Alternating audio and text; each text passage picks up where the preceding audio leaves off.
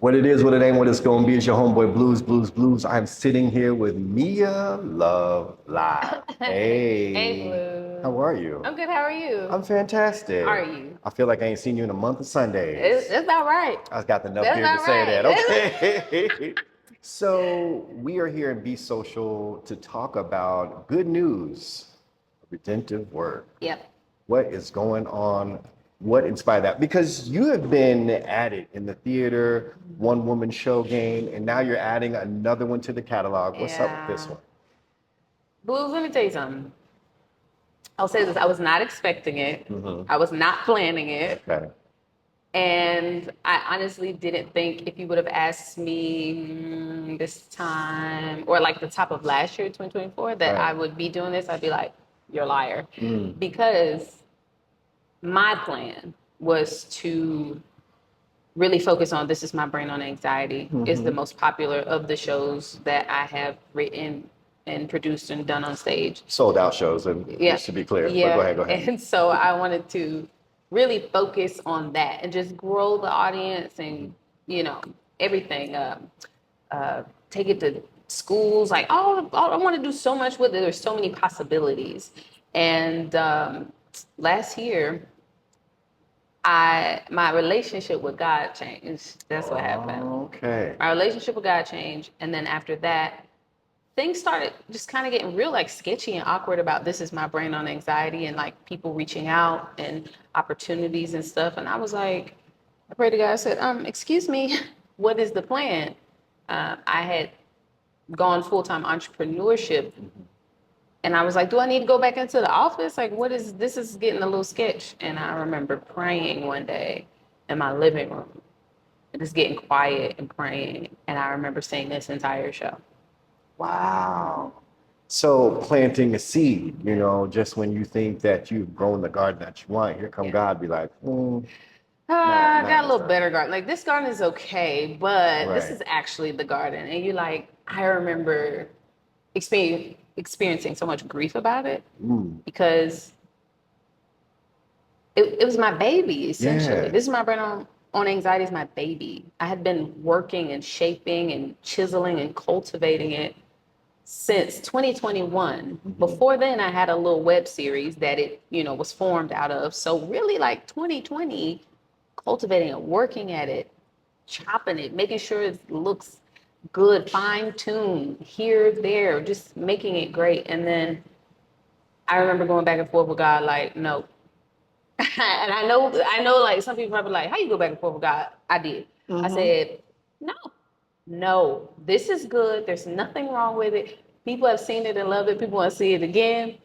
People haven't seen it, want to see. Like, there's so many. No. And here I am after a couple after a couple weeks of back and forth and really like praying about it and talking to the Lord about it. I was like, okay. Yeah. Well, it's so wild because as creatives, we get into this zone where we say, well, God gave me this. Yeah. Put this on me. Yeah. This is what's happening. And then Yeah. all of a sudden God shows up and be like, mm. And now you're fighting back, And right? So I'm you're like, pushing back. yeah. So in the pushback, you're creating. How is this process now? Because I'm sure the process for, my brain on anxiety was kind of fluid, but now that you got this new work in you, and now you have to reset because you done had a whole argument with God about what you're not gonna do. I'm not doing that. And so how does that influence the process? Does the process of creating now change? It changed a lot. I was still able to, of course, create. I'm a creator. He created me to be a creator. So that was, but just with more knowledge and more like care and intention with talking to him. So I'm like, this is my brain on anxiety, as well as the one that I did, Sincerely Charlotte, a love letter to old Charlotte. Both of those shows I wrote fairly quickly. Right. Fairly quickly. Sat down, Knocked it out. knock it out. This show, the Lord showed it to me about August, September. In a lot of ways, also I was put in the what is it? The cart, the carriage before the horse. Uh-huh. But I did not finish. I got the idea in August. I didn't finish until the end of December. And I know people are wow. probably still like, that's still short. No, Not considering how you did the not last two. considering how Right. I've done the last two. And also having to be patient on like what he shows me what's gonna go in there too. Okay. So I'm like, I haven't written anything in the show in 3 weeks. Hello, time is, I would love to be done by, but really pacing myself, really praying, really taking the time to spend time with God to figure out what parts of this testimony do you want me to talk about?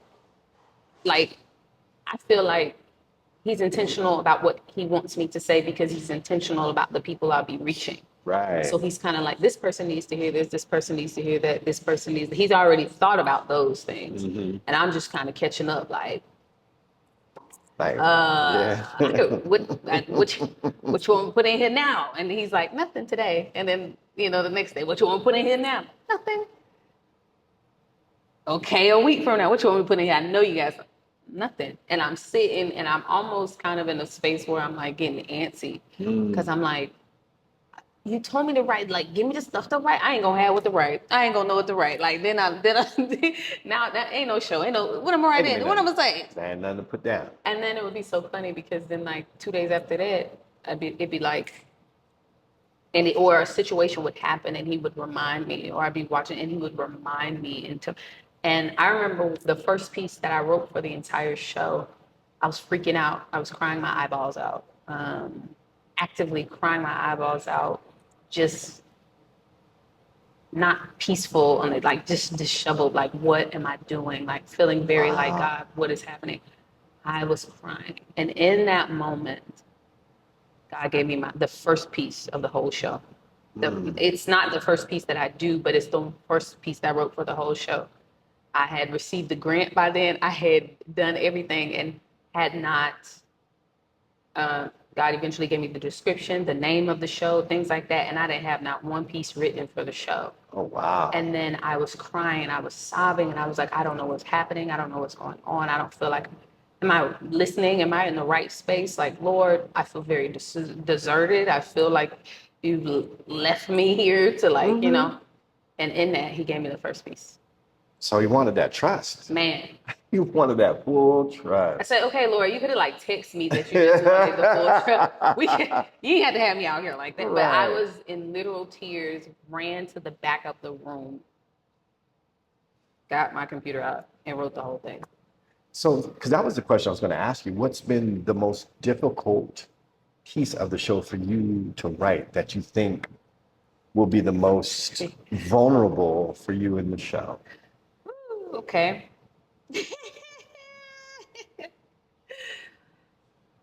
Oh, I love you, Bluz. You don't have to give it all away, okay, but you know. Okay, so I experienced a lot of things. The show is about me coming back to God after, yes, my foundation and, my morals and my principles are grounded off of that, but leaving away from your family and the faith that is kind of established just from what you see your family doing and growing into your own and getting frustrated with God and getting upset with the church and getting upset with people who represent God and then saying, bump all y'all, I don't want to do none of it. And then going and fishing in other spaces, which are quite dark spaces. And not realizing how much it affected me until I'm out. And I'm like, and I'm talking down to like my body and my health even, a change in my body and my health, some stuff that was going on then that is no longer going on. Oh, wow. I don't always tell people this, but I think about this and I've told a couple people this. This is My Brain on Anxiety, the detailed experience of an anxious Black woman is a testament to what was happening as a Black anxious woman during that time, but very serious, like things that I was going about. And it's humor in some cases in the show and everything like that. But I also feel like my mental health suffered from the things that I was messing around in and paranoia. I say that in This Is My Brain on Anxiety. My therapist said one time, she was like, Mia, I think you're like just a smidge away from being, it's paranoid. It's not anxiety. It's past that. You're paranoid. Right. And things like that just, you know, so really dealing with stuff I had no business, but whatever, I was trying to find my way and, I'm here now, right? Like, Yeah. I'm out, You are here. You are definitely here. So, do any of these things sort of show up in the show from the My Brain is Anxiety or the Love Letter, Charlotte? Like, do we see any echoes of that coming into the show? Because the people are gonna walk in with their Mia Love expectations and not the Mia Love live Yeah. experience that they're going to get. So, I think that there may be some spaces where they're like, I wouldn't be upset if they don't find the because I think that was a fear of mine or a concern of mine. I'm like, Lord, you got me starting. Ugh. They know me for this. yeah. And then I was like, well, what if they come in there thinking that it's that and it's not that?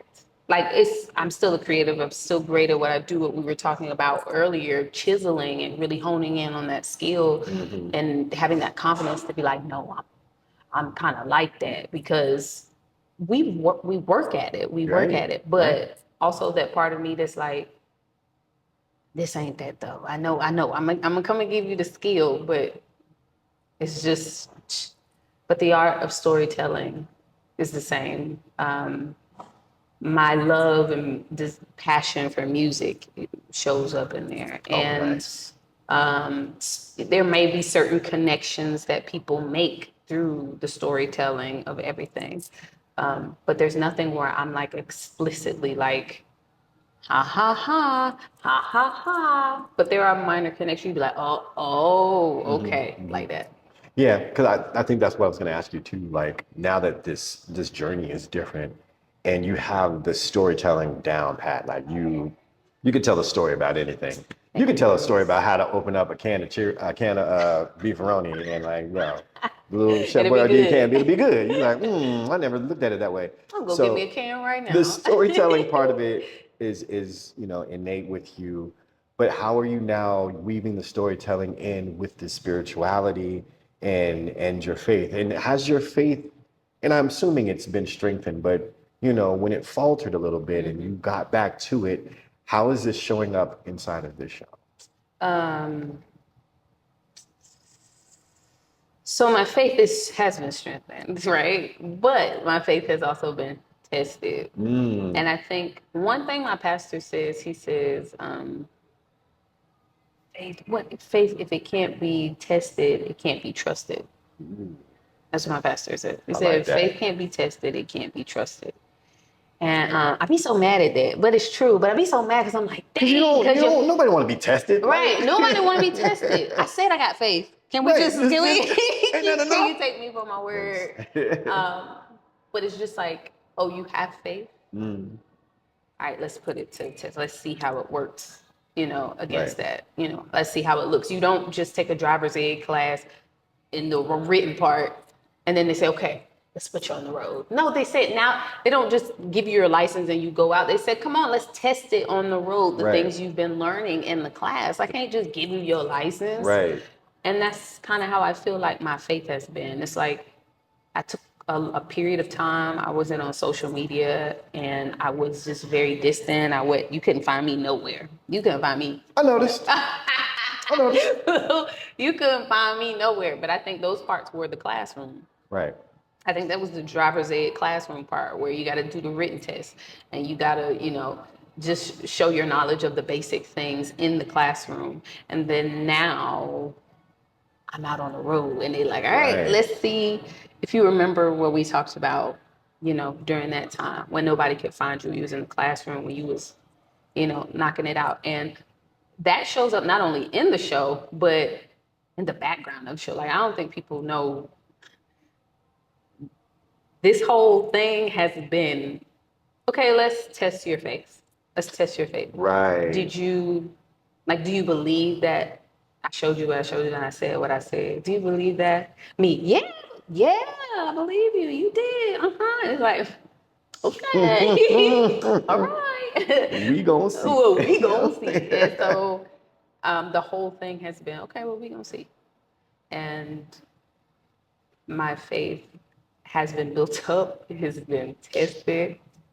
It has dropped in moments where I'm like, I don't know. I've cried.